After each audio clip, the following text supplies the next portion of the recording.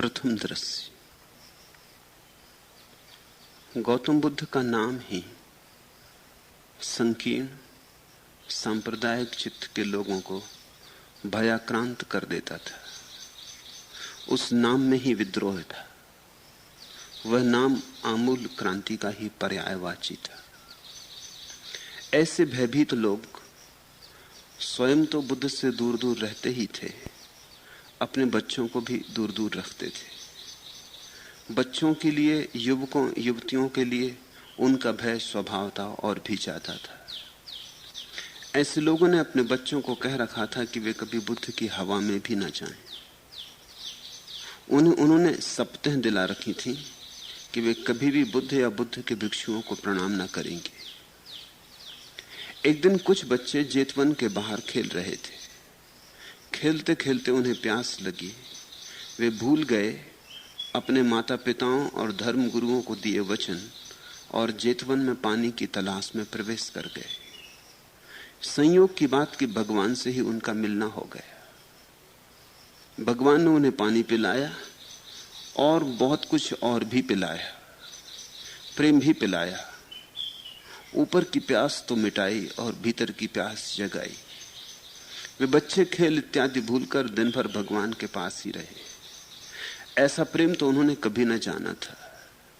न जाना था ऐसा चुंबकीय आकर्षण, न देखा था ऐसा सौंदर्य, न देखा था ऐसा प्रसाद, ऐसी शांति, ऐसा आनंद, ऐसा अपूर्व उत्सव।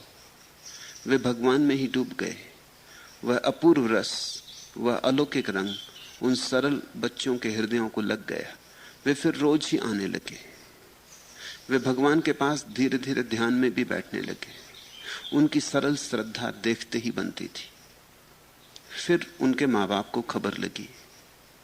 माँ बाप अति क्रुद्ध हुए, पर अब बहुत देर हो चुकी थी। बहुत उन्होंने सिर मारा। उनके पंडित पुरोहितों ने बच्चों को समझाया, डांटा डपटा, भय लोभ साम दाम दंड भेद सबका उन छोटे छोटे बच्चों पर प्रयोग किया गया। पर जो छाप बुद्ध की पड़ गई थी सो पड़ गई थी। फिर तो ये माँ बाप बहुत रोए भी, पछताए भी, जैसे बुद्ध ने उनके बच्चों को बिगाड़ दिया हो। उनकी नाराजगी इतनी थी और वे कहते फिरते थे कि इस भ्रष्ट गौतम ने हमारे भोले भाले बच्चों को भी भ्रष्ट कर दिया है। अंततः उनका पागलपन ऐसा बढ़ा कि उन्होंने उन बच्चों को भी त्याग देने की ठान ली। और एक दिन वे उन बच्चों को सौंप देने के लिए बुद्ध के पास गए। पर यह जाना उनके जीवन में भी ज्योति जला गया, क्योंकि वे भी बुद्ध के ही होकर वापस लौटे। बुद्ध के पास जाना और बुद्ध के बिना हुए लौट आना संभव भी नहीं। इन लोगों से ही बुद्ध ने ये गाथाएं कही थी। गाथाओं के पहले इस छोटी सी कहानी को, सरल सी कहानी को ठीक से हृदय पर अंकित हो जाने दें। जब भी कोई धार्मिक व्यक्ति इस पृथ्वी पर हुआ है तो स्वभावतः विद्रोही होता है। धर्म विद्रोह है। धर्म का और कोई रूप होता ही नहीं। धर्म कभी परंपरा बनता ही नहीं, और जो बन जाता है परंपरा वह धर्म नहीं है। परंपरा तो ऐसी है जैसे सांप निकल गया और रास्ते पर सांप के गुजरने से बने गए चिन्ह छूट गए। परंपरा तो ऐसी है जैसे कि तुम तो गुजर गए, रास्ते पर बने हुए तुम्हारे जूतों के चिन्ह छूट गए। कन्फ्यूशियस के जीवन में उल्लेख है कि वो लाओ त्सु से मिलने गया था। ये मिलन परंपरा और धर्म का मिलन है। कन्फ्यूशियस है परंपरा। जो अतीत का है वही श्रेष्ठ है, जो हो चुका वही श्रेष्ठ है। सब श्रेष्ठ हो चुका है, अब और श्रेष्ठ होने को बचा नहीं है। कन्फ्यूशियस के लिए तो अतीत का स्मरण ही सार है धर्म का। वो परंपरावादी था। वो गया लाओ त्सु को मिलने। लाओ त्सु है धार्मिक। अतीत तो है ही नहीं उसके लिए और भविष्य भी नहीं, जो है वर्तमान है। जब कन्फ्यूशियस ने अपनी परंपरावादी बातें लाओ त्सु को कही तो लाओ त्सु बहुत हंसा और उसने यही शब्द कहे थे, उसने कहा था, परंपरा तो ऐसे है जैसे आदमी तो गुजर गया और उसके जूते के चिन्ह रेत पर पड़े रह गए। वे चिन्ह आदमी तो हैं ही नहीं, आदमी के जूते भी नहीं। जीवित आदमी तो है ही नहीं उन चिन्हों में। जीवित आदमी के तो छोड़ो, मुर्दा जूते भी उन चिन्हों में नहीं। जूतों के भी चिन्ह हैं वे, छाया की भी छाया है। कन्फ्यूशियस तो बहुत डर गया था। उसने लौट के अपने शिष्यों को कहा था, इस आदमी के पास भूल के मत जाना, इसकी बातें खतरनाक हैं।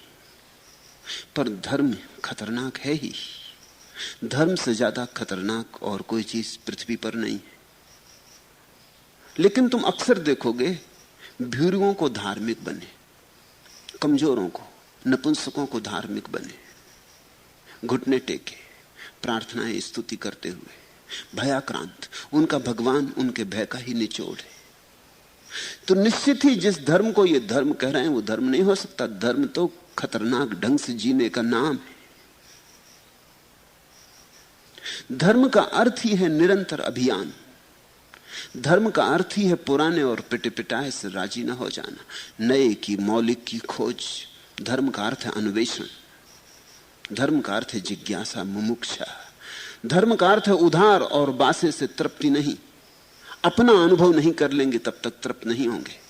धर्म वेद से राजी नहीं होता जब तक अपना वेद निर्मित न हो जाए।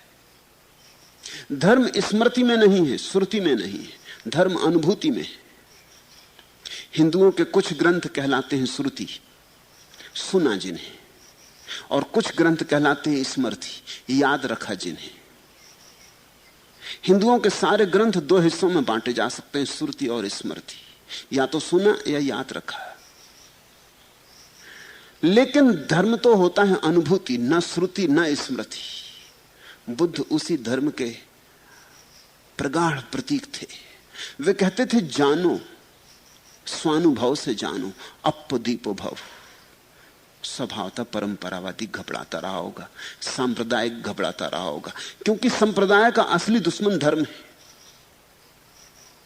आमतौर से तुम सोचते हो कि हिंदू का दुश्मन मुसलमान, मुसलमान का दुश्मन हिंदू, तो गलत सोचते हो। दोनों सांप्रदायिक हैं, लड़ाई कितने ही, मगर वास्तविक दुश्मनी उनकी नहीं है।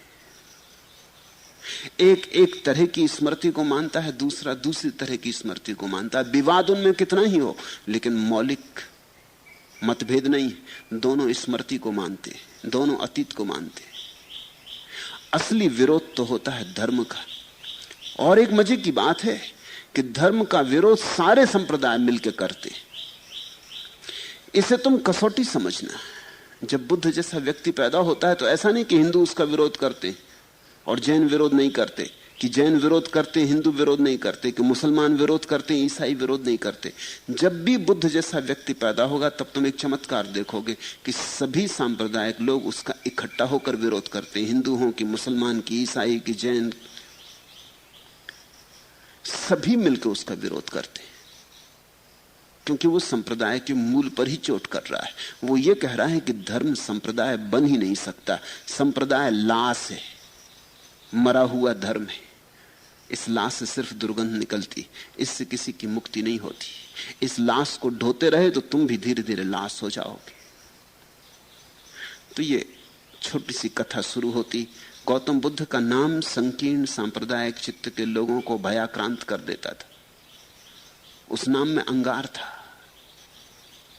उससे भय पैदा हो जाता था। और भय तभी पैदा होता है जब तुम जो पकड़े हो वो गलत हो, नहीं तो भय पैदा नहीं होता। तुमने अगर सत्य को ही स्वीकार किया हो तो तुम निर्भय हो जाते हो। सत्य निर्भय करता है, सत्य मुक्त करता है।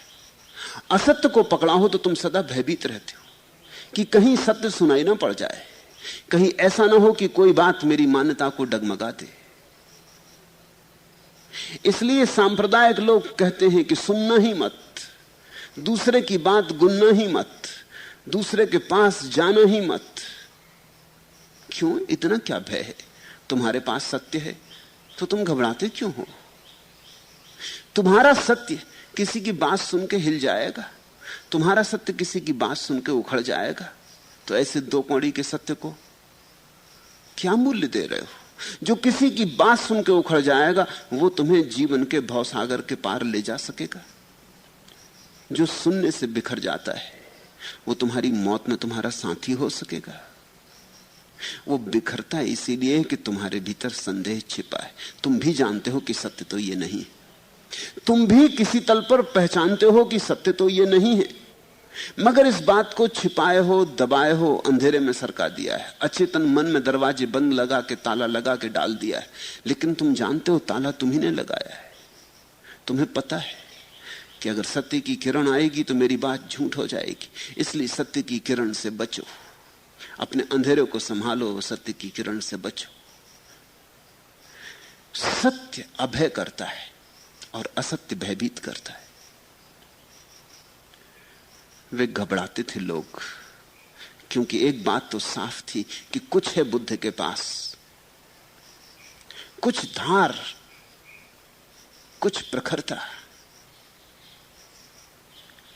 कि बुद्ध की मौजूदगी में असत्य असत्य दिखाई पड़ने लगता है, सत्य सत्य दिखाई पड़ने लगता है, कि बुद्ध की मौजूदगी में सम्यक दृष्टि पैदा होती।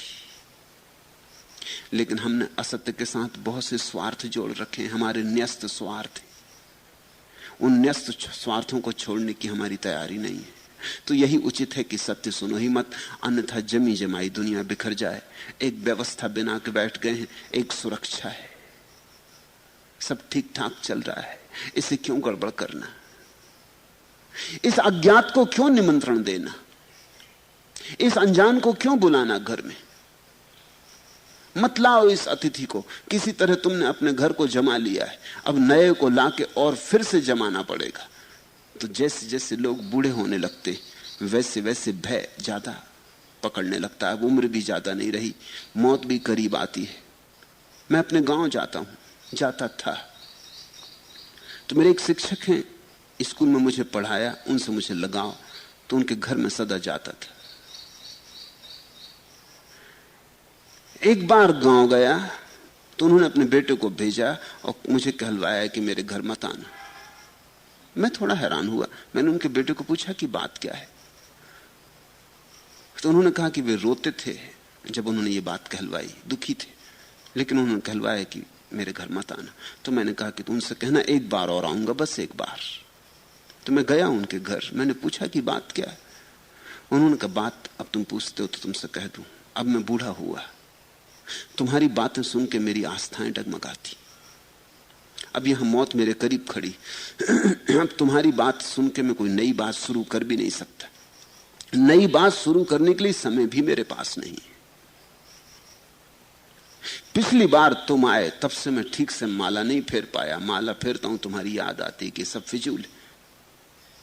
राम राम जपता हूं तुम्हारी बात याद आती है कि कोका कोला जपो तो भी ऐसा ही परिणाम होगा। तुम मुझे बहुत सता रहे हो। मूर्ति के सामने बैठता हूं और मैं जानता हूं कि मूर्ति पत्थर है और अब मौत मेरी करीब आती है। अब तुम देखते मेरे हाथ पैर कपने लगे, मैं उठ भी नहीं सकता। मुझे मेरे ऊपर छोड़ दो। मैंने उनसे कहा मुझे कुछ अड़चन नहीं है,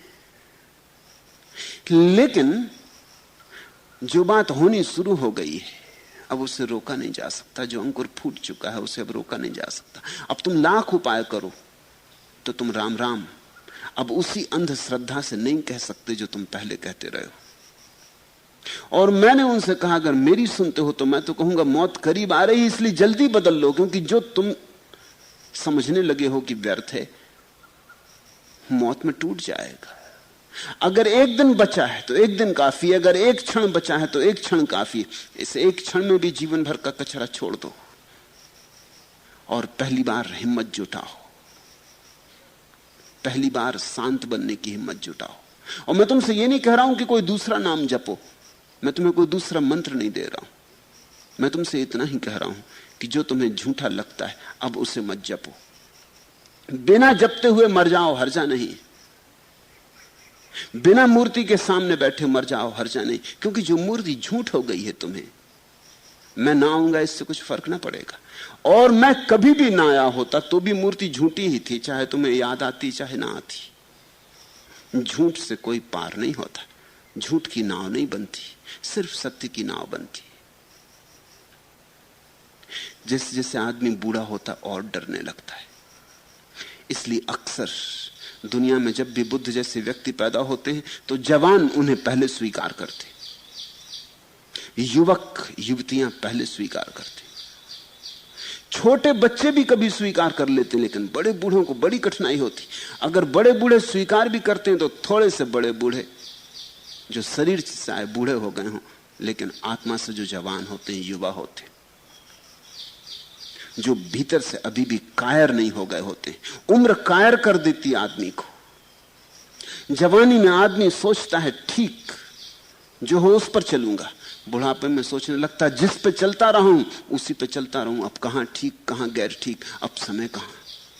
अब फिर से निर्णय करना महंगा पड़ सकता है, कहीं ऐसा ना हो जो हाथ में है वो भी छूट जाए और जो हाथ में नहीं है वो मिले भी ना। जैसे जैसे बुढ़ापा आता है वैसे वैसे आदमी भीरू होने लगता है। बुद्ध जैसे व्यक्तियों के पास 90% तो युवा जाते, 10% वृद्ध जाते। वे वृद्ध भी गरिमा है इस पृथ्वी की, वे वृद्ध ही गरिमा है इस पृथ्वी की, क्योंकि वे अभी भी जवान हैं। वे मौत के आखिरी क्षण तक भी अगर उन्हें पता चल जाए कि सत्य क्या है तो सत्य के साथ खड़े होने की तैयारी रखते हैं, असत्य को छोड़ देंगे, चाहे असत्य के प्रति पूरा जीवन ही क्यों न समर्पित रहा हो। इतनी हिम्मत, इतना साहस जिसमें ना हो वो धार्मिक हो भी नहीं पाता। और इसलिए धर्मगुरु बहुत डरे रहते हैं कि छोटे बच्चे इस तरह के खतरनाक लोगों के पास न जाएं। इधर रोज ऐसी घटना घटती है। ये कहानी कुछ उसी दिन होकर चुक गई ऐसा नहीं, आज भी घटती है, आज भी वैसी ही घट रही। मैं ग्वालियर में ग्वालियर की महारानी का मेहमान था। उन्होंने मुझे सुना, उनके बेटे ने भी सुना। दूसरे दिन वो मुझे मिलने आई और उन्होंने मुझसे कहा मेरा बेटा भी आना चाहता था लेकिन मैं उसे साथ लाई नहीं, क्योंकि मुझे आपकी बातें खतरनाक मालूम होती। हम तो बड़े बूढ़े, हम तो समझ लेते, लेकिन छोटे बच्चे वो तो इन बातों में पड़ के भ्रष्ट हो सकते। मैंने कहा मेरी बात सही है या गलत इसकी हम फिक्र करें, छोटे बड़ों की बात पीछे कर लेंगे। संस्कारशील महिलाएं कहा कि नहीं, गलत तो मैं नहीं कह सकती, सही ही होगी, मगर बड़ी दूर की है, हमारे काम की नहीं। मैंने कहा सत्य कितने ही दूर का हो सदा काम का है, और असत्य कितना ही पास हो कभी काम का नहीं। इसलिए असली सवाल दूरी और पास का नहीं, असली सवाल तो सच और झूठ का है। उन्होंने कहा जो भी हो, लेकिन मैं अपने बेटे को नहीं लाई हूं क्योंकि मुझे डर लगा कि वो बिगड़ सकता है। मैंने कहा तुम क्यों आ गई हो, तुम्हें डर नहीं है बिगड़ने का? इसका मतलब यह हुआ कि क्या तुम मर चुकी हो, जीवित नहीं हो अब? तुम्हें सत्य की आवाज सुन के हृदय में कोई स्पंदन नहीं होता, इसलिए तुम चली आई हो, क्योंकि अब तुम कायर हो गई हो, अब तुमने जिंदगी से बहुत समझौता कर लिया। अभी तुम्हारा बेटा समझौते नहीं किया है, अभी तुम्हारे बेटे का जीवन शेष है, अभी तुम्हारे बेटे के भीतर प्राण है, इससे तुम डर रही हो। ये सदा होता रहा। मैं कई बस्तियों में रहा हूं, जहां रहा हूं वहीं ये घटना रोज घटती रही। लोग अपने बच्चों को मेरे पास आने से रोकते, खुद चाहे कभी आ भी जाएं, मगर बच्चों को आने से रोकते, क्योंकि खुद पे तो उन्हें भरोसा है। भरोसा इस बात का है कि हम तो गए, भरोसा इस बात का है कि हमने तो समझौता गहरा कर लिया है, भरोसा इस बात का है कि हम तो असत्य में रच पच गए, उन्हें कोई डर नहीं है। लेकिन बच्चे, अभी बच्चे सरल हैं, साफ सुथरे, अभी बच्चों का कोई पक्षपात नहीं है, अभी बच्चों ने धारणाएं नहीं बनाई, अभी उनके हृदय सत्य को सुनेंगे तो झंकृत हो सकते हैं। तुम्हारे हृदय तो टूट चुके, तुमने अपना तार उखाड़ दिया है, तुमने झूठ के साथ इतना संग साथ किया है कि झूठ ने सब तरफ दीवार खड़ी कर दी। सत्य पुकारता भी रहे तो झूठ का शोरगुल तुम्हारे भीतर इतना है कि सत्य की पुकार नहीं पहुंचती। लेकिन बच्चे सरल हैं, सीधे, अभी उनके बीच और सत्य के बीच दीवार नहीं। अभी बच्चे नए का आवाहन सुन सकते, नई की चुनौती सुन सकते। तो डरते होंगे लोग कि बुद्ध के पास उनके बच्चे न जाएं। ऐसे भयभीत लोग स्वयं तो बुद्ध से दूर दूर रहते ही थे, अपने बच्चों को भी दूर दूर रखते थे। बच्चों के लिए, युवक युवतियों के लिए उनका भय स्वभावतः और भी ज्यादा था। क्यों? क्योंकि बच्चे की स्लेट अभी खाली है। इस पर बुद्ध के हस्ताक्षर उभर आए तो इसका जीवन कुछ और हो जाएगा। डर है कि कहीं ये बुद्ध की बात सुन न ले, क्योंकि ये सुन सकता है। अभी इसके कान बहरे नहीं हुए और अभी आंखें इसकी अंधी नहीं हुई हैं। अभी इसके मन के दर्पण पर बहुत ज्यादा धूल नहीं जमी। अभी बुद्ध के पास जाएगा तो उनकी छवि इसमें अंकित हो सकती है। जिन्होंने अपने दर्पण बिगाड़ लिए, जिनके दर्पणों पर बहुत धूल जम गई है, वो चले भी जाते हैं बुद्ध के पास तो कोई छवि नहीं बनती, खाली जाते हैं, खाली लौट आते हैं। इसलिए सारे दुनिया के तथाकथित धार्मिक लोग अपने बच्चों को बड़े जल्दी से अपने ही धर्म में दीक्षित करने में लग जाते।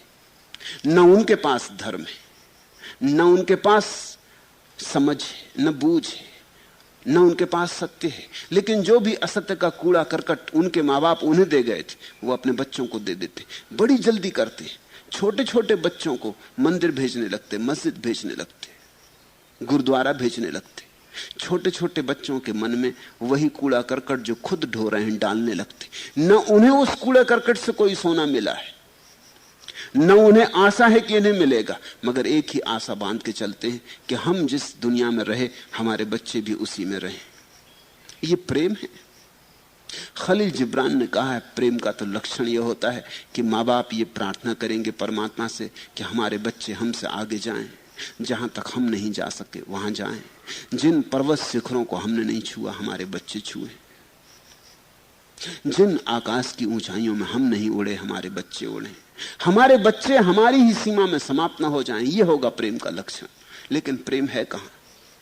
जिस बेटे को तुम सोचते हो मैं प्रेम करता हूं, उसको भी तुम प्रेम नहीं करते। अगर तुम प्रेम करते होते तो तुम्हारा व्यवहार दूसरा होता है।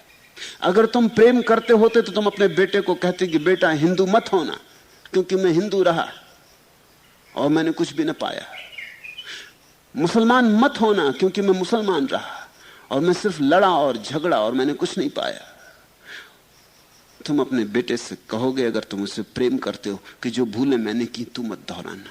कहीं ऐसा ना हो कि जैसा मेरा जीवन व्यर्थ की बातों में उलझा और रेगिस्तान में खो गया। उत्सव हाथ ना लगा, रस की कोई धार ना बही, कोई गीत ना फूटा, कोई फूल ना खिले। ऐसा तेरे साथ ना हो जाए मेरे बेटे। तू ध्यान रखना, तू मंदिर मस्जिद से सावधान रहना, मैं इन्हीं में उलझ गया। तू मंदिर मस्जिद से अपना आंचल बचा के निकल जाना। तू सत्य की खोज करना, मैं नहीं कर पाया, मैं कायर था। मैंने अपने बड़े बूढ़ों की बात मान ली थी और मैंने खुद कभी खोज नहीं की। तू मेरी बात मत मानना। किन्हीं कमजोर क्षणों में अगर मैं आग्रह भी करूं कि मेरी बात मान ले तो भी मत मानना। तू हिम्मत रखना, तू साहस रखना और अपना ही सत्य खोजना, क्योंकि निजी सत्य ही केवल सत्य है। जो स्वयं की खोज से मिलता है वही मुक्त करता है। लेकिन इतना प्रेम कहां है?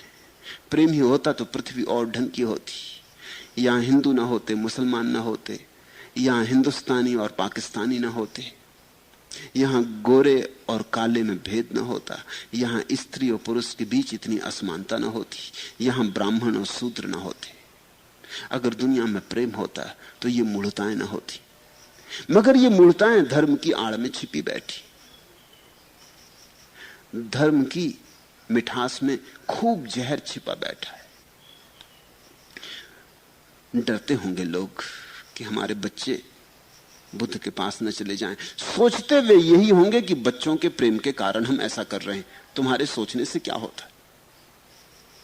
तुम लाख सोचो, तुम जो करते हो उसका परिणाम बताएगा कि क्या सच है। बुद्ध आए हो गांव में, कौन ऐसा बाप होगा जो अपने बेटे से ना कहे कि सब छोड़, लाख काम छोड़, जा बुद्ध को सुन। हम तो चूके, हम तो जीवन में न सुन पाए, हम अभागे थे। तू जा, हम भी आएंगे। शायद तेरे जीवन में जलती किरण देख के हमारे जीवन में भी फिर जोश आ जाए। तू अभी युवा है, तू शायद जल्दी समझ ले। लेकिन बूढ़े सोचते हैं कि हम ज्यादा समझदार हैं।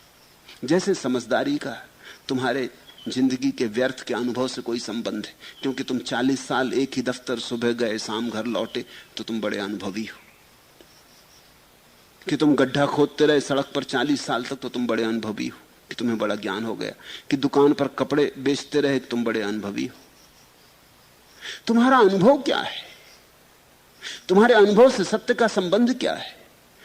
सत्य के जानने के लिए सरलता ज्यादा उपयोगी है बजाय तुम्हारा तथाकथित अनुभव। अनुभव ने तुम्हें विकृत कर दिया, बहुत लकीरें खींच दी तुम्हारे मन पर। इन लकीरों के कारण अब अगर बुद्ध हस्ताक्षर भी करें तो उनका पता भी ना चलेगा। तुम बहरे हो गए हो, तुम अंधे हो गए हो। अपने बच्चों को भेजना क्योंकि उनकी तेजस्विता अभी कायम है। अपने बच्चों को भेजना क्योंकि अभी वे हरे हैं, ताजे हैं। वे जल्दी बुद्ध को पहचान लेंगे, उनका तालमेल तत्क्षण बैठ जाएगा। अभी वे बहुत दूर नहीं गए हैं संसार में, अभी सन्यास के बहुत करीब हैं।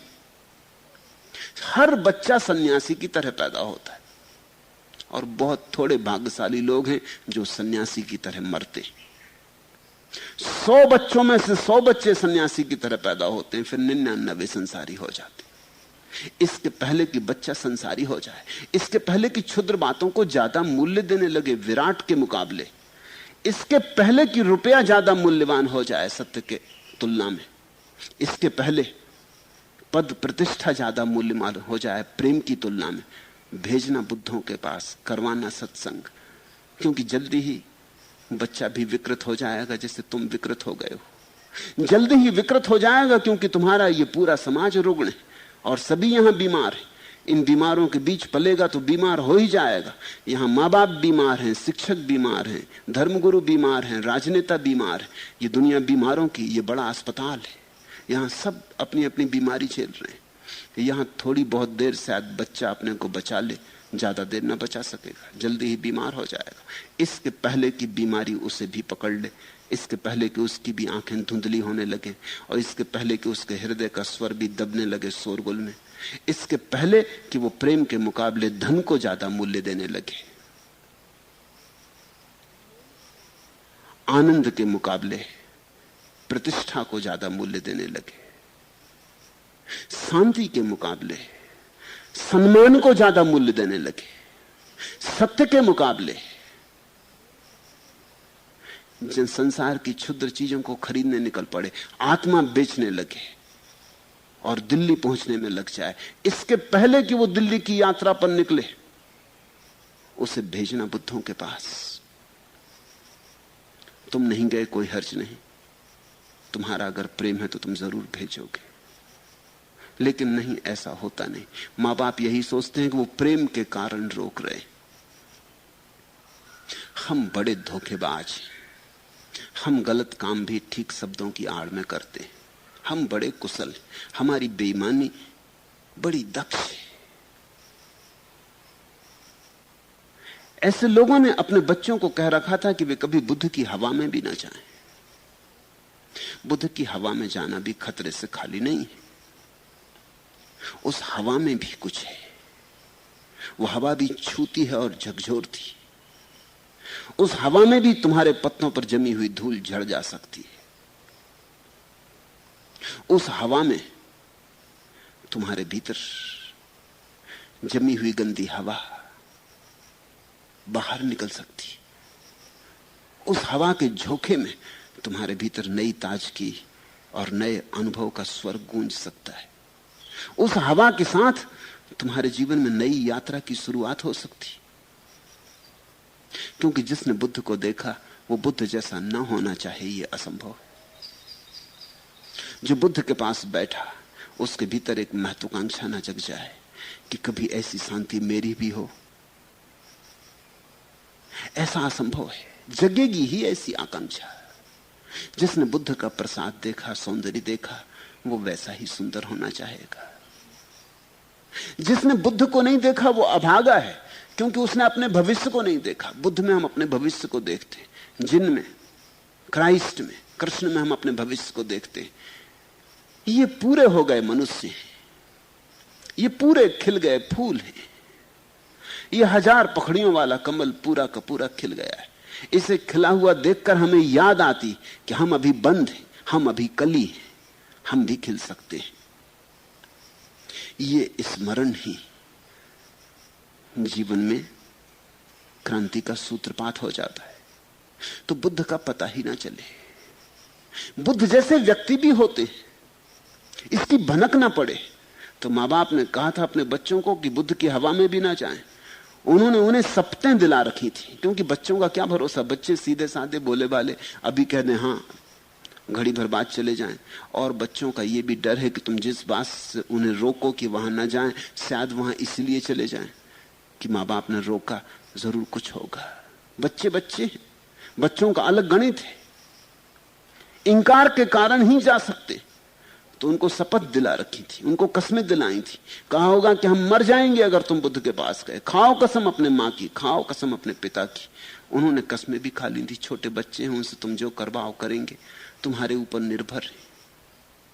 तुम उनकी हत्या करो तो भी गर्दन तुम्हारे सामने रख देंगे। कर भी क्या सकते हैं, तुम्हारे हाथ में उनका जीवन मरण है। मनुष्य जाति ने बच्चों पर जितना अनाचार किया है उतना किसी और पर नहीं। जब सारी दुनिया में सब अनाचार मिट जाएंगे, तब शायद अंतिम अनाचार जो मिटेगा वो होगा माँ बाप के द्वारा किया गया बच्चों के प्रति अनाचार। और वो अनाचार दिखाई नहीं पड़ता, क्योंकि प्रेम की बड़ी हमने बकवास उठा रखी कि हम सब प्रेम के कारण कर रहे हैं। तुम बच्चे को मारो तो प्रेम के कारण, पीटो तो प्रेम के कारण, सिखाओ कुछ तो प्रेम के कारण। तो बच्चा इंकार भी नहीं कर सकता, विद्रोह भी नहीं कर सकता। सबसे पहले विद्रोह किया गरीबों ने अमीरों के खिलाफ। तब किसी ने सोचा भी नहीं था कि एक दिन स्त्रियां पुरुषों के खिलाफ बगावत कर देंगी। अब स्त्रियों ने बगावत की पुरुषों के खिलाफ। अभी कोई सोच भी नहीं सकता कि दिन बेटे बच्चे माँ बाप के खिलाफ बगावत करेंगे। मैं तुमसे कहता हूं आगाह रहना, वो दिन जल्दी ही आएगा, करना ही पड़ेगा। जिस दिन बच्चे माँ बाप के खिलाफ बगावत करेंगे, उस दिन साफ होगी बात कि मनुष्य जाति ने अनंत काल से कितना अनाचार बच्चों के साथ किया है। मगर अनाचार ऐसा है कि भोले भाले बच्चे उसके बगावत में विद्रोह भी नहीं कर सकते। उनको पता भी नहीं कि क्या सही है क्या गलत है। तुम पर भरोसा इतना है, उनकी श्रद्धा इतनी सरल है कि तुम जो चाहो उन पर थोप दो। हिंदू बना लो, मुसलमान बना लो, ईसाई बना लो, तुम्हें जो बनाना हो बना लो, क्योंकि बच्चा सरल है। बच्चा अभी इतना नरम है कि जैसा ढालो ढाल लो। फिर एक दफा ढल गया, ढांचे में पड़ गया, फिर बहुत मुश्किल हो जाता है। ढांचा जब मजबूत हो जाता, तुम कहते हो बेटे अब तुम्हें जहां जाना हो जा सकते हो, क्योंकि अब इस ढांचे को तोड़ना बहुत मुश्किल हो जाएगा। छोटा पौधा होता है, तब जहां झुकाना चाहो झुक जाता है। फिर बड़ा वृक्ष हो गया, फिर झुकना बहुत मुश्किल हो जाता है। अगर गलत भी ढांचे में पड़ गया तो फिर वही उसके जीवन की कथा हो जाती। तो उन्होंने कस्में दिला रखी थी कि जाना तो दूर, अगर रास्ते पर बुद्ध मिल जाएं संयोग बसात कभी भिक्षा मांगते तो प्रणाम भी ना करना। बुद्ध की तो बात दूर, बुद्ध के भिक्षुओं को भी प्रणाम मत करना, क्योंकि कुछ ना कुछ बुद्ध का बुद्ध के भिक्षुओं में भी तो होगा ही। और बुद्ध घूम रहे थे गांव गांव, उनके भिक्षु भी घूम रहे थे गांव गांव। डर स्वाभाविक होगा। एक दिन कुछ बच्चे जेतवन के बाहर खेल रहे थे। जेतवन में बुद्ध ठहरे हुए थे। बच्चे बाहर खेल रहे थे, अपने खेल में मगन होंगे। दोपहरी आ गई होगी, धूप तेज हुई होगी, प्यास लगी होगी। घर दूर गांव के बाहर जहां ये जेतवन था उसके बाहर खेलते खेलते उन्हें प्यास लग गई। वे भूल गए अपने माता पिताओं और धर्मगुरुओं को दिए गए वचन और जेतवन में पानी की तलाश में प्रवेश कर गए कि शायद यहां पानी मिल जाए। बुद्ध ठहरे, बुद्ध के भिक्षु ठहरे, पानी जरूर होगा। संयोग की बात कि भगवान से ही उनका मिलना हो गया। सामने ही मिल गए। बुद्ध बैठे होंगे अपने वृक्ष के तले। भगवान ने उन्हें पानी पिलाया और बहुत कुछ और भी पिलाया। बुद्ध अगर पानी भी पिलाएं तो साथ ही कुछ और भी पिला ही देते। पिला देते हैं ऐसा चेष्टा से नहीं होता। बुद्ध के हाथ में छुआ पानी भी बुद्धत्व की थोड़ी खबर ले आता है।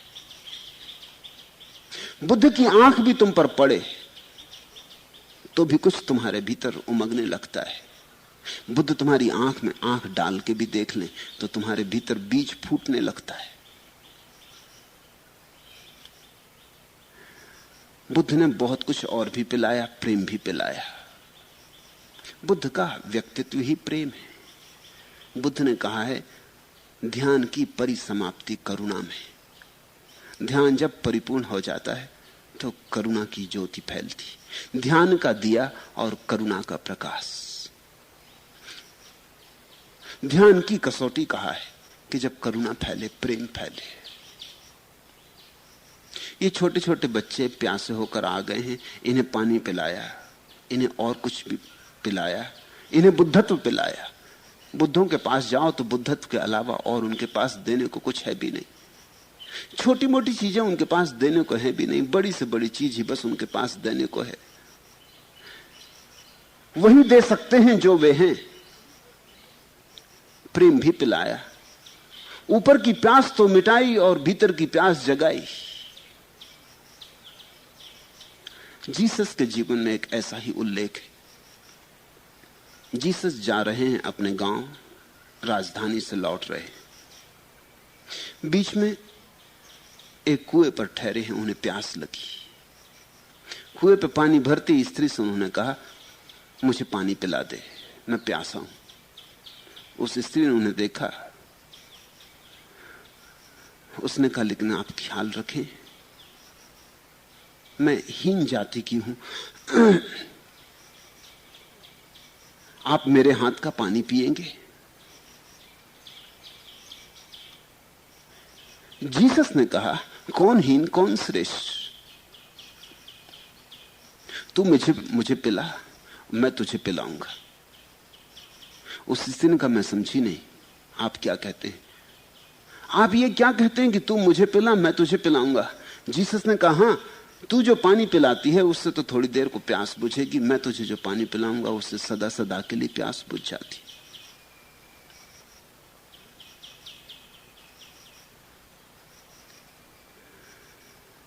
बुद्ध या जीसस तुम्हारे भीतर एक नई प्यास को जगाते, फिर उस नई प्यास को बुझाने का उपाय भी बताते। नई प्यास है कैसे हम उस जीवन को जाने जो शाश्वत हो, कैसे हम इस क्षण भंगुर से मुक्त हो, कैसे इस समय में बंधे हुए से हमारा छुटकारा हो, कैसे हम क्षुद्र के पार हों और विराट में हमारे पंख खुले। तो पहले तो प्यास जगाते, प्यास जगे तो यात्रा शुरू होती, प्यास हो तो पानी की तलाश शुरू होती, और एक बार पानी की तलाश शुरू हो जाए तो पानी सदा से है और बहुत ही करीब है। सरोवर भरा है, तुम में प्यास ही नहीं थी इसलिए तुम सरोवर से चूकते रहे। तो बुद्ध ने ऊपर की प्यास तो मिटाई और भीतर की प्यास जगाई। वे बच्चे खेल इत्यादि भूलकर दिन भर भगवान के साथ ही रहे। छोटे बच्चे थे, सरल थे, जो उनके मां बाप के लिए संभव नहीं था वह उन्हें संभव था। वे पहचान गए इस आदमी का जो स्वर था उन्हें सुनाई पड़ा। शायद कोई उनसे पूछता तो वो कुछ जवाब भी ना दे सकते, जवाब देने योग्य उम्र उनकी थी भी नहीं, लेकिन गुपचुप बात समझ में पड़ गई। ऐसा आदमी उन्होंने पहले देखा नहीं था। यह आदमी कुछ और ही किस्म का आदमी था। इन और ही किस्म के आदमियों को आदमियों से अलग करने के लिए तो हमने कभी उनको बुद्ध कहा, कभी जिन कहा, कभी भगवान कहा, कभी अवतार कहा, कभी पैगंबर कहा, कभी ईश्वर पुत्र कहा, सिर्फ इतनी सी बात को अलग करने के लिए कि यह आदमी कुछ और ढंग का था। यह और आदमियों जैसा आदमी नहीं था। इसे सिर्फ आदमी कहना न्याय संगत नहीं होगा। ये बच्चे समझा भी नहीं सकते थे मगर समझ गए। ख्याल रखना, समझा सकने से और समझने का कोई अनिवार्य संबंध नहीं। अक्सर तो ऐसा होता है कि जो समझा सकते हैं समझ नहीं पाते, और जो समझ पाते हैं समझा नहीं पाते। गूंगे का गुड़, छोटे छोटे बच्चे थे, स्वाद तो आ गया, शब्द उनके पास शायद थे भी नहीं कि वो कह सके क्या हुआ, लेकिन भूल गए खेल इत्यादि। वे सब खेल छोटे हो गए। जीसस ने कहा है जो छोटे बच्चों की भांति होंगे वे ही मेरे प्रभु के राज्य में प्रवेश कर सकेंगे। शायद जीसस ऐसे ही बच्चों की बात कर रहे थे, छोटे बच्चों की भांति होंगे। भगवान को समझने के लिए छोटे बच्चे की भांति होना जरूरी है।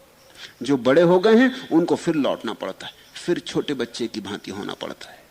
इसलिए तो संत की अंतिम अवस्था में संत बिल्कुल छोटे बच्चों जैसा हो जाता। जो परमहंस की दशा है वो छोटे बच्चे की दशा है, फिर से जन्म हो गया। इसलिए हमने इस देश में ज्ञानी को द्विज कहा है, दोबारा पैदा हुआ। एक तो वो जन्म था जो मां बाप से मिला था, और अब एक जन्म उसने स्वयं को दिया है, वो फिर से बच्चा हो गया, फिर वैसा ही सरल, फिर वैसा ही सहज। ये छोटे छोटे सरल बच्चे जो बड़े बड़े पंडितों को होना कठिन होता है, इन छोटे छोटे बच्चों को हुआ। वे भूल गए अपना खेल। तुम तो बुद्ध के पास भी जाओ तो तुम्हारा खेल तुम्हें नहीं भूलता। बुद्ध के पास बैठे रहते हो सोचते अपनी दुकान की, बुद्ध के पास बैठते रहते हो सोचते अपने घर की, बुद्ध के पास बैठे रहते हो सोचते हजार और बातें। ये छोटे बच्चे तो भूल ही गए इनका सारा खेल। पड़े रह गए होंगे रेत में इन्होंने जो घर बनाए थे, बाहर भूल गए तो भूल ही गए, भीतर गए तो फिर बाहर आए ही नहीं, फिर बुद्ध के पास ही बैठे रहे। वे दिन भर भगवान के पास रहे। शायद संध्या हुए भगवान ने स्वयं कहा होगा कि बच्चों अब घर वापस जाओ। ऐसा प्रेम तो उन्होंने कभी जाना न था। प्रेम प्रेम में बड़ा फर्क है।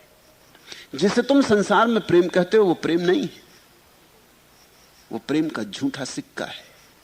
प्रेम के नाम पर कुछ और चल रहा है, अहंकार चल रहा है।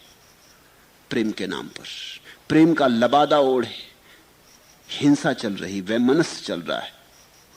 प्रेम के आभूषणों में सजा हुआ न मालूम क्या क्या परिग्रह, दूसरे पर मालकियत करने की राजनीति चल रही है। प्रेम की ओट में अब प्रेम चल रहा है। अब प्रेम ने भी खूब अच्छा रास्ता चुन लिया है, प्रेम की ओट में चल रहा है। खलील जिब्रान की एक छोटी कहानी है। पृथ्वी बनी थी नई नई, और परमात्मा ने सौंदर्य और कुरूपता की देवी को पृथ्वी पर भेजा। वे दोनों देवियां उतरी, स्वर्ग से पृथ्वी तक आते आते धूल धमास से भर गई थी, तो उन्होंने कहा स्नान कर लें इसके पहले कि गांव में चले। वे दोनों झील में उतरी, वस्त्र उन्होंने उतार दिए, नग्न होकर झील में उतरी। सौंदर्य की देवी तैरती हुई दूर झील में चली गई। जब सौंदर्य की देवी दूर चली गई तो कुरूपता की देवी झटपट बाहर आई। उसने सौंदर्य के वस्त्र पहन के और भाग गई। जब तक कुरूपता की देवी भाग गई तब कहीं होश आया सौंदर्य की देवी को। वो भागी आई तट पर, उसने देखा उसके कपड़े जा चुके हैं, और अब तो सुबह हुई जा रही थी, लोग चलने फिरने लगे थे, अब कोई और उपाय ना था, तो उसने कुरूपता के वस्त्र पहन लिए। और खलील जिब्रान की कहानी कहती तब से सौंदर्य कुरूपता के वस्त्र पहने हुए और कुरूपता सौंदर्य के वस्त्र पहने हुए। तब से सौंदर्य चेष्टा कर रहा है कुरूपता को पकड़ लेने की कि अपने वस्त्र वापस ले ले, लेकिन कुरूपता हाथ नहीं आती। इस दुनिया में कुरूप सुंदर बन के चल रहा है। इस दुनिया में अब प्रेम प्रेम बन के चल रहा है। असत्य ने सत्य के वस्त्र पहन रखे। इसलिए तुमने ख्याल किया, जितना असत्यवादी हो उतनी ही चेष्टा करता है कि जो मैं कह रहा हूं बिल्कुल सत्य है, बिल्कुल सत्य है। हजार दलीलें जुटाता है, कसमें खाता है कि ये बिल्कुल सत्य है। असत्य को चलाने के लिए सत्य सिद्ध करना ही पड़ता है। सत्य को चलाने के लिए कुछ भी सिद्ध नहीं करना पड़ता। सत्य अपने पैर से चलता है, असत्य को सत्य के उधार पैर चाहिए। वे तो भूल ही गए खेल अपना, वे तो भूल ही गए किस लिए आए थे और क्या होने लगा। वे तो रम गए। ऐसा चुंबकीय आकर्षण उन्होंने कभी जाना न था, न देखा था ऐसा सौंदर्य। ये कुछ और ही बात थी, ये कुछ देह की बात न थी, ये कुछ देहातीत था। ये कुछ पार की किरणें बुद्ध की देह से झलक रही थी। बड़े बूढ़ों को शायद दिखाई भी ना पड़ती, ये बच्चे तो सरल थे, इनकी आंखें ताजी थी, इसलिए दिखाई पड़ गया। बुद्धों को जानने के लिए, पहचानने के लिए बच्चों के जैसी सरलता ही चाहिए।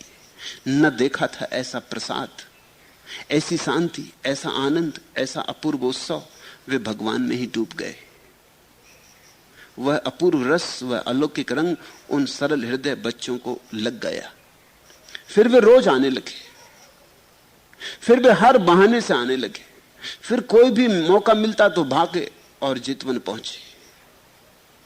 वे भगवान के पास आते आते धीरे धीरे ध्यान में भी बैठने लगे। और तो होगा भी क्या, भगवान के पास जाओगे तो ध्यान में बैठना ही पड़ेगा। पहले खेलने खेलने में आए होंगे, पहले ये आदमी प्यारा लगा था इसलिए आए होंगे, पहले इस आदमी के पास बैठ के अच्छा लगा था इसलिए आए होंगे, इसकी छाया मधुर लगी थी इसलिए आए होंगे। पर धीरे धीरे इस आदमी के पास ध्यान की जो वर्षा हो रही, धीरे धीरे पूछने लगे होंगे, उत्सुक होने लगे होंगे।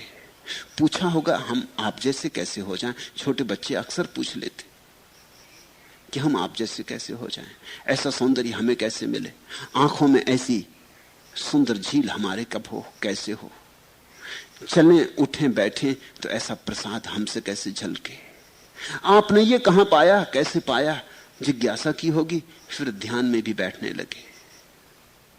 उनकी सरल श्रद्धा देखते ही बनती थी। श्रद्धा दो तरह की होती, एक होती सरल श्रद्धा। सरल श्रद्धा का अर्थ होता है संदेह था ही नहीं, पहले से हटाना कुछ भी नहीं पड़ा, श्रद्धा का झरना बह ही रहा था। और एक होती है जटिल श्रद्धा, संदेह का रोग पैदा हो गया है, अब संदेह को हटाना पड़ेगा, चेष्टा करनी पड़ेगी, तब श्रद्धा पैदा होगी। छोटे बच्चे अक्सर सरल श्रद्धा में उतर जाते, बड़ों के लिए श्रद्धा जटिल काम है। संदेह जग गया है, वे करें भी तो क्या करें। अब पहले तो संदेह से लड़ना पड़ेगा, पहले तो संदेह को तोड़ना पड़ेगा, पहले तो संदेह को उखाड़ फेंकना पड़ेगा। ये घास पात जो संदेह की उग गई है, ये न हटे तो श्रद्धा के गुलाब लगे भी ना, तो पहले उन्हें संदेह को उखाड़ना पड़ेगा। उनकी अधिक शक्ति संदेह से लड़ने में लग जाती, तब कहीं श्रद्धा पैदा हो पाती। जटिल, छोटे बच्चों को तो सरल है, मगर छोटे बच्चों को हम बिगाड़ देते। अगर दुनिया में माँ बाप थोड़े ज्यादा समझदार हों तो हम बच्चों को कुछ भी ऐसा न करेंगे जिससे उनकी सरल श्रद्धा बिगड़ जाए। हम कहेंगे कि तुम अपनी सरल श्रद्धा को बचाए रखो। कभी कोई मिलेगा आदमी, कभी कोई मिलेगी घड़ी जब तुम्हारा तालमेल बैठ जाएगा किसी से, उसी सरल श्रद्धा के आधार पर तुम किसी बुद्ध को, किसी जिन को, किसी कृष्ण को, किसी क्राइस्ट को पहचान लोगे। हम तुम्हारी श्रद्धा खराब ना करेंगे, लेकिन हम बच्चों की गर्दन पकड़ लेते इसके पहले कि उनकी सरल श्रद्धा उन्हें जगत के विस्तार में ले जाए और वे कहीं किसी बुद्ध के चरणों में शरण में बैठे। हम उन्हें पहले ही झूठी श्रद्धा थोप देते। झूठी श्रद्धा थोप देने के कारण संदेह पैदा होता है। इस गणित को ठीक से समझ लेना। संदेह पैदा क्यों होता दुनिया में? संदेह पैदा होता है झूठी श्रद्धा थोप देने के कारण। छोटा बच्चा है, तुम कहते मंदिर चलो, छोटा बच्चा पूछता है किस लिए? अभी मैं खेल रहा हूं, मैं मजे में हूं। तुम कहते हो मंदिर में और भी ज्यादा आनंद आएगा, और छोटे बच्चे को बिल्कुल नहीं आता। तुम तो श्रद्धा सिखा रहे हो और बच्चा संदेह सीख रहा है। बच्चा सोचता है कैसा आनंद, यहां बड़े बूढ़े बैठे हैं उदास, यहां दौड़ भी नहीं सकता, खेल भी नहीं सकता, नाच भी नहीं सकता, चीख पुकार भी नहीं कर सकता, यहां कैसा आनंद। और बाप कहता था यहां आनंद मिलेगा। फिर बाप कहता झुको, ये भगवान की मूर्ति है, और बच्चा कहता भगवान ये तो पत्थर है, ये तो पत्थर को कपड़े लत्ते पहना के आपने खड़ा कर दिया। तुम कहते हो झुको जी, बड़े होगे तब समझोगे। अभी तुम छोटे हो, अभी तुम्हारी ये बात समझ में नहीं आ सकती, बड़ी जटिल बात है, बड़ी कठिन बात है। बड़े होगे तब समझोगे। तुम जबरदस्ती बच्चे की गर्दन पकड़ के झुका देते हो, तुम उसमें संदेह पैदा कर रहे हो। ध्यान रखना, तुम सोच रहे हो कि श्रद्धा पैदा कर रहे हो। वो बच्चा सिर तो झुका लेता है, लेकिन वो जानता है कि है तो ये पत्थर की मूर्ति। उसे न केवल इस मूर्ति पर संदेह आ रहा है, अब तुम पे भी संदेह आ रहा है, तुम्हारी बुद्धि पे भी संदेह आ रहा है। अब वो सोच रहा है कि बाप भी कुछ मूढ़ मालूम होता है, कह नहीं सकता। कहेगा जब तुम बूढ़े हो जाओगे और वो जवान हो जाएगा, उसके हाथ में ताकत होगी, जब तुम्हारी गर्दन दबाने लगेगा वो तब कहेगा कि तुम मूढ़ हो। माँ बाप पीछे परेशान होते हैं, वो कहते हैं कि क्या मामला है, बच्चे हम में श्रद्धा क्यों नहीं रखते? तुम्ही ने नष्ट करवा दी श्रद्धा। तुमने ऐसे ऐसे काम बच्चों से करवाए, तुमने ऐसी सी बातें बच्चों पर थोपी कि बच्चों का सरल हृदय तो टूट ही गया, और तुम जो झूठी श्रद्धा थोपना चाहते थे वो कभी थुपी नहीं, उसके पीछे संदेह पैदा हुआ। झूठी श्रद्धा कभी संदेह से मुक्त होती ही नहीं, संदेह की जन्मदात्री है। झूठी श्रद्धा के पीछे आता है संदेह। बच्चे की आंख तो ताजी होती है, उसे तो चीजें साफ दिखाई पड़ती हैं कि क्या क्या है। अब तुम कहते हो गौ माता है, और बच्चा कहता है गौ माता, तो बच्चा कहता है ये जो बैल है क्या ये पिता है? ये सीधी बात है, गणित की बात है। तुम कहते हो नहीं बैल पिता नहीं है, बस गौ माता है। अब बच्चे को तुम पर संदेह होना शुरू हुआ कि बात क्या है। अगर गौ माता है तो बैल पिता होना चाहिए, और अगर बैल पिता नहीं है तो गौ माता कैसे है? तुमने बच्चे के गले में एक धागा पहना दिया और तुम कहते हो कि ये बड़ा पवित्र है, और बच्चा देखता है कि मां इसको बना रही थी। ये पवित्र हो कैसे गए? ये पवित्र हो कब गया? इसकी पवित्रता क्या है? तुम जो भी बच्चे को सिखा रहे हो, बच्चा भीतर से देख रहा है कि ये बात झूठ मालूम पड़ती है। कहता नहीं, इससे तुम ये मत सोच लेना कि तुम जीत गए। कहेगा जब उसके पास ताकत होगी, क्योंकि अभी तो कहेगा तो पिटेगा। मुझे जब पहली दफा मंदिर ले जाया गया और मुझे कहा गया कि झुको, तो मैंने कहा मुझे झुका दो।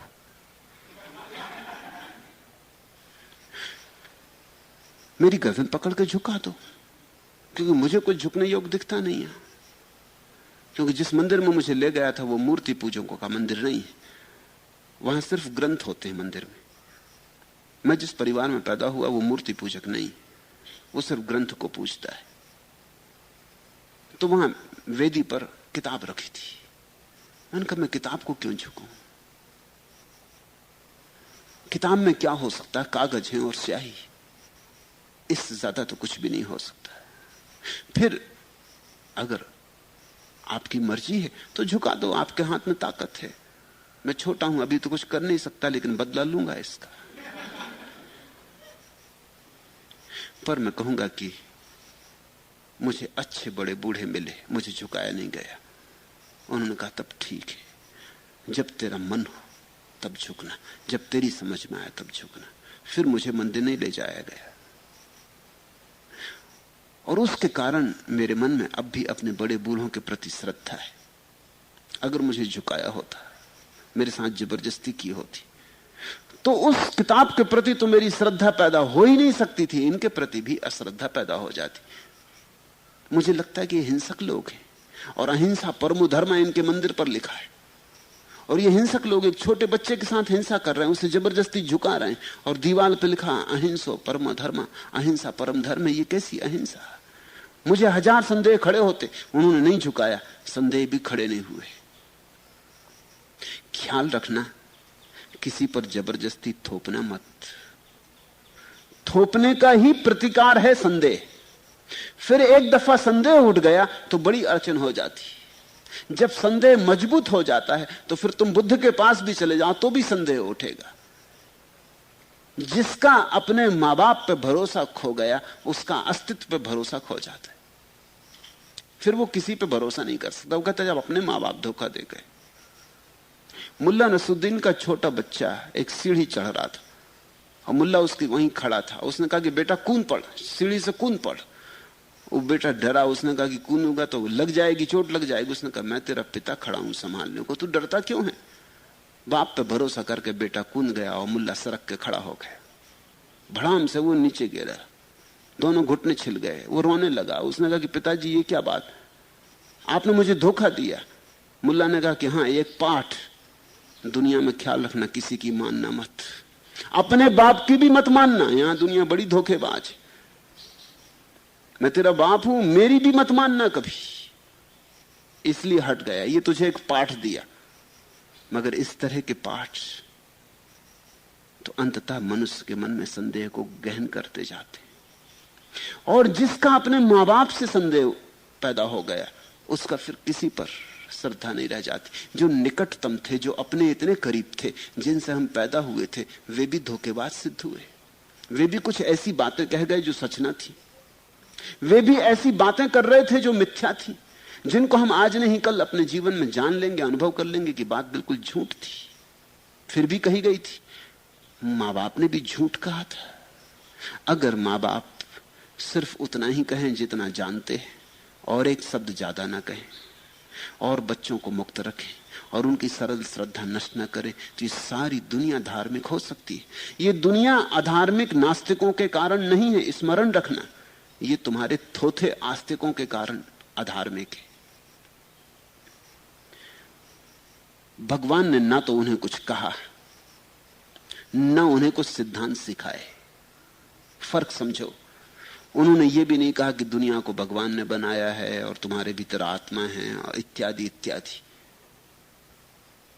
उन्होंने तो अपनी जीवन ऊर्जा उन बच्चों पे बरसाई, जो उनके पास था, बच्चों को पिलाया, ध्यान दिया। ध्यान देना, सिद्धांत मत देना। ये मत कहना कि भगवान है। ये कहना कि शांत बैठने से धीरे धीरे तुम्हें पता चलेगा क्या है और क्या नहीं है। निर्विचार होने से पता चलेगा कि सत्य क्या है। विचार मत देना, निर्विचार देना। ध्यान देना, सिद्धांत मत देना। ध्यान दिया तो धर्म दिया, और सिद्धांत दिया तो तुमने अधर्म दे दिए। शास्त्र मत देना, शब्द मत देना, निशब्द होने की क्षमता देना, प्रेम देना। ध्यान और प्रेम, अगर दो चीजें तुम दे सको किसी बच्चे को, तो तुमने अपना कर्तव्य पूरा कर दिया।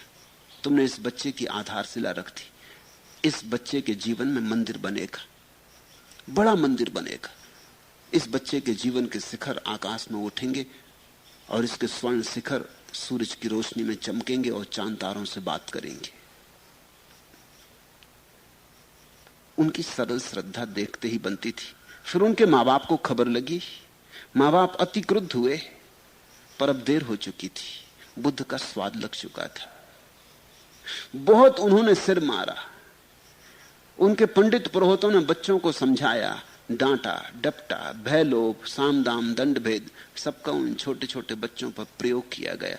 पर जो छाप बुद्ध की पड़ गई थी सो पड़ गई थी। उन्होंने एक अनूठा आदमी देख लिया था। अब ये पंडित सब फीके फीके मालूम पड़ते थे। उन्होंने एक जीवंत ज्योति देख ली थी। अब ये पुरोहित बिल्कुल राख थे। अब धोखा नहीं दिया जा सकता था। उन्होंने अनुभव कर लिया था इस आदमी के पास एक नई ऊर्जा का। अब ये माँ बाप की बकवास और बातचीत कुछ अर्थ न रखती थी। जब तक अनुभव नहीं किया था तब तक कसम खाने को राजी हो गए थे कि न जाएंगे। जिसको देखा ना था उसके पास न जाने की कसम खाने में अड़चन ना थी। अब देख लिया था, अब देर हो गई थी। फिर तो वे माँ बाप इतने पगला गए, इतने विक्षुब्ध हो गए कि अंततः उन्होंने यही तय कर लिया कि ऐसे बच्चों को घर में ना रखेंगे, इनको बुद्ध को ही दे देंगे, संभालो इन्हें तुम ही, ये हमारे नहीं रहे, इनसे हम संबंध विच्छिन्न कर लेते। ऐसा सोचकर इन बच्चों को त्याग देने के लिए ही वे बुद्ध के पास गए। पर यह जाना उनके जीवन में ज्योति जला गया। कभी कभी ऐसा हो जाता है, तुम गलत कारण से बुद्धों के पास जाते हो, फिर भी ठीक घट जाता है। तुम ठीक कारणों से भी पुरोहितों के पास जाओ तो भी ठीक नहीं घटता, और तुम गलत कारणों से भी बुद्धों के पास चले जाओ तो कभी कभी ठीक घट जाता है। कभी अनायास झरोखा खुल जाता है। आखिर इन माँ बाप को भी इतना तो विचार उठा ही होगा कि हमने पैदा किया इन बच्चों को, हमने बड़ा किया इन बच्चों को, हमने पाला पोसा, हमारी नहीं सुनते। आखिर इस बुद्ध ने क्या दे दिया होगा? आखिर इस आदमी के पास क्या होगा? हमारे पंडित की नहीं सुनते हैं जो कि शास्त्रों का ज्ञाता है, वेद जिसे कंठस्थ। हमारे धर्मगुरु की नहीं सुनते हैं, जो कि इतना अच्छा वक्ता है, इतना अच्छा समझाता है, जिसकी सलाह इससे और अच्छी सलाह क्या हो सकती है? आखिर इस बुद्ध में ऐसा क्या होगा? और फिर हमने इन्हें मारा, पीटा, लोभ दिया, कुछ भी असर नहीं होता। हो ना हो कुछ बात हो भी सकती है, उनके भीतर भी एक सुख बुद्धि तो उठी होगी, असंभव है कि ना उठी हो। एक विचार तो मन में कौंधा होगा बिजली की तरह कि हो ना हो हम ही गलत हों, कौन जाने। फिर एक आध बच्चे की बात ना थी, बहुत बच्चों की बात थी। ये कई बच्चे पड़ोस के खेलते चले गए थे। फिर ये सब टिके थे, ये सब कष्ट सहने को तैयार थे, लेकिन बुद्ध के पास नहीं जाएंगे ऐसी कसम खाने को अब तैयार न थे। गए तो होंगे क्रोध में ही, गए तो होंगे नाराज, गए तो थे इन बच्चों को छोड़ाने, लेकिन भीतर एक बात तो जग ही गई थी कि क्या होगा पता नहीं, इस आदमी में कुछ हो। इधर रोज ऐसा घटता है, लोग रोकते हैं किसी को आने से कि वहां मत जाना, सम्मोहित हो जाओगे। वहां सम्मोहन का प्रयोग चल रहा है। एक पति का मुझे पत्र मिला, 3-4 पत्र मिल चुके हैं महीने भर के भीतर। बड़े पत्र लिखते हैं कि मेरी पत्नी ने आपसे संन्यास ले लिया, मैं बर्बाद हो गया, मेरा सब नष्ट भ्रष्ट हो गया, आपने सम्मोहित कर लिया, आप कृपा करके मेरी पत्नी पर से सम्मोहन हटा लें, आप उसे मुक्त कर दें। अब मेरा सन्यास न तो किसी को तोड़ता घर से, न पत्नी को तोड़ता पति से, न पति को तोड़ता पत्नी से, न पत्नी बच्चे से टूट रही है, मगर बस पति को भारी अड़चन हो गई। अड़चन क्या है? अड़चन यही है कि अब तक वो पत्नी के परमात्मा बने बैठे थे, अब वो बात ना रही। अड़चन यह है कि उनका प्रभुत्व एकदम से छीन हो गया। अड़चन यह है कि आज अगर उनकी पत्नी से मैं कुछ कहूं तो वो मेरी मानेगी, उनकी नहीं मानेगी। ये अड़चन, अभी मैंने कुछ कहा भी नहीं, मैं कभी कहूंगा भी नहीं, बस। लेकिन अड़चन, संभावना की अड़चन, ये बात पीड़ा दे रही है। पुरुष के अहंकार को बड़ा कष्ट होता है। वो मुझे पत्र में लिखते हैं कि मुझ में क्या कमी है जो मेरी पत्नी आपके पास जाती। ये तो तुम अपनी पत्नी से पूछो।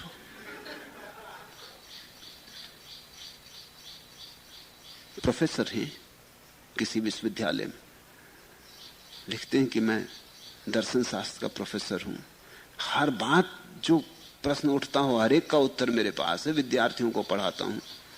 मेरी पत्नी को क्या पूछना है जो आपके पास जाए, मैं सब बात का उत्तर देने को तैयार हूं, आप सब बात का उत्तर देने को तैयार हैं, लेकिन अगर पत्नी आपके उत्तरों में आस्था रखने को तैयार नहीं तो मैं क्या करूं? मैं पत्नी को बुला के समझा भी दिया कि देवी तू जा, मगर जितना मैं उसे समझाता हूं कि तू जा, उतना वो जाने को राजी नहीं।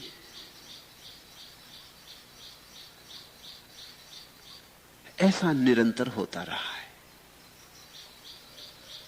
ऐसे होने का कारण है, कोई किसी को यहां सम्मोहित नहीं कर रहा है, लेकिन सत्य सम्मोहक है, ये बात सच है। कोई सम्मोहन नहीं कर रहा है, लेकिन सत्य सम्मोहक है।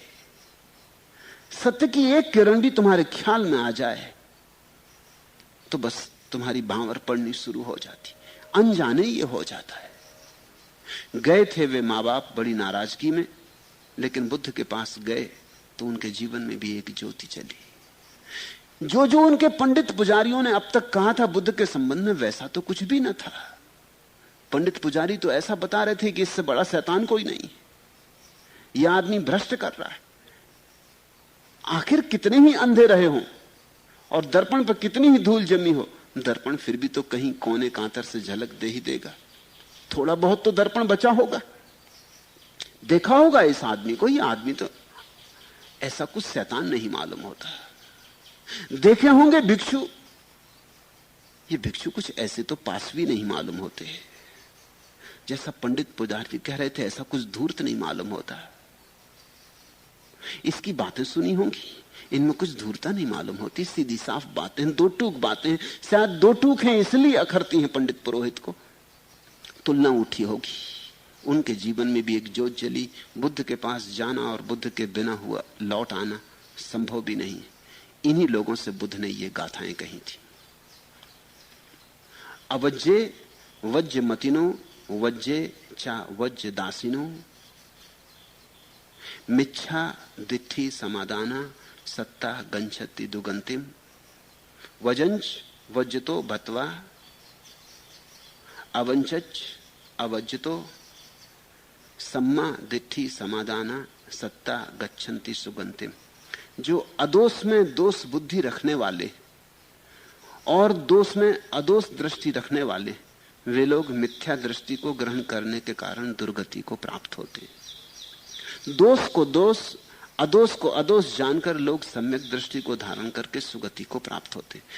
दो छोटी सी बातें, दो छोटे से सूत्र उन्होंने उन लोगों को दिए।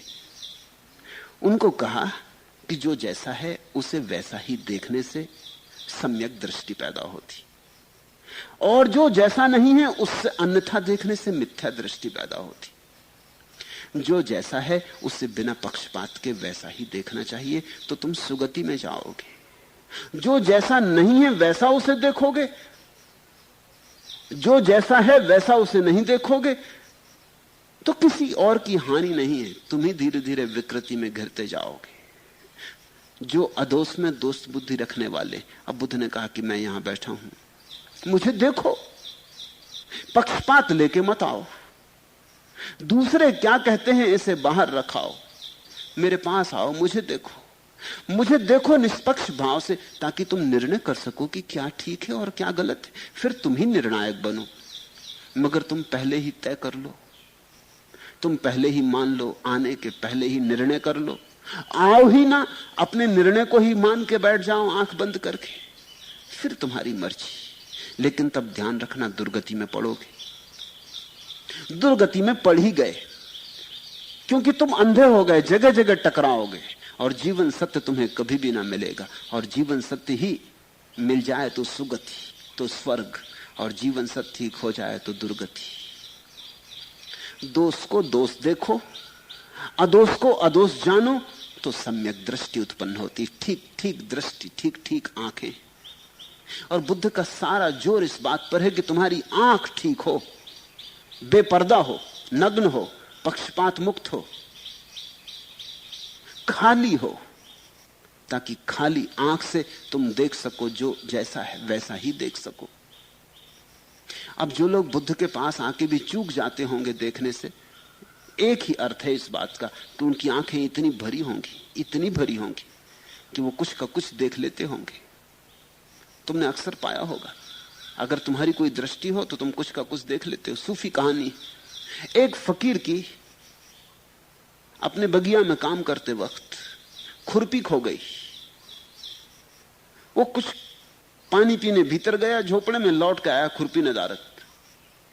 पास से एक पड़ोस का छोकरा जा रहा था, उसने उसको देखा, उसने कहा कि यही है चोर, इसकी चाल से साफ मालूम हो रहा है कि चोर है। इसका ढंग देखो, आंख बचा के जा रहा है, उधर देख रहा है, इसके पैर की आहट बता रही कि चोर है, यही है। मगर अब एकदम से इसको पकड़ना ठीक भी नहीं। वो जांच रखने लगा, 3 दिन तक देखता रहा, जब भी ये लड़का निकले इधर उधर जाए तो वो देखे, और उसने बिल्कुल पक्का होता गया कि है चोर यही। हर चीज ने प्रमाण दिया उसको कि ये चोर है। एक तो आंख से आंख नहीं मिलाता, कहीं कहीं देखता है, चलता है तो डरा डरा चलता है, चौंका चौंका से मालूम पड़ता है खुरपी इसने चुराई। फिर चौथे दिन खोदते वक्त खुरपी उसको मिल गई झाड़ी में। वो लड़का फिर निकल रहा था, उसने देखा अरे कितना भला लड़का, जरा भी चोर नहीं मालूम होता। अब भी वो वैसे ही चल रहा है, मगर अब दृष्टि बदल गई। तुम जरा ख्याल करना, एक आदमी के प्रति तुम एक धारणा बना लो, फिर उस धारणा से देखो, तो तुम पाओगे उसी धारणा का समर्थन करने के लिए तुम्हें बहुत कुछ मिल जाएगा। फिर तुम्हारी धारणा बदल दो, तुम अचानक पाओगे कि वो आदमी बदल गया, क्योंकि अब तुम्हारी नई धारणा के अनुकूल तुम जो पाना चाहोगे वो मिल जाएगा। बुद्ध कहते हैं सम्यक दृष्टि उसको कहते हैं जो निर्धारणा है, जिसकी कोई धारणा नहीं, अच्छी नहीं बुरी नहीं, समदृष्टि। न इस तरफ सोचता ना उस तरफ, तराजू ठीक बीच में कांटा अटका है, न ये पल्ला भारी है न वो पल्ला भारी है। ऐसी समतुल्य स्थिति का नाम समदृष्टि, जिसने मान ही लिया बिना खोजे, बिना सोचे, बिना विचारे, बिना अनुभव किए, वो असम्यक दृष्टि या मिथ्या दृष्टि। बुद्ध ने उनसे इतना ही कहा कि तुम देखना सीखो, अपनी आंख को जरा साफ करो, अन्यथा तुम ही भटकोगे, तुम ही दुख पाओगे।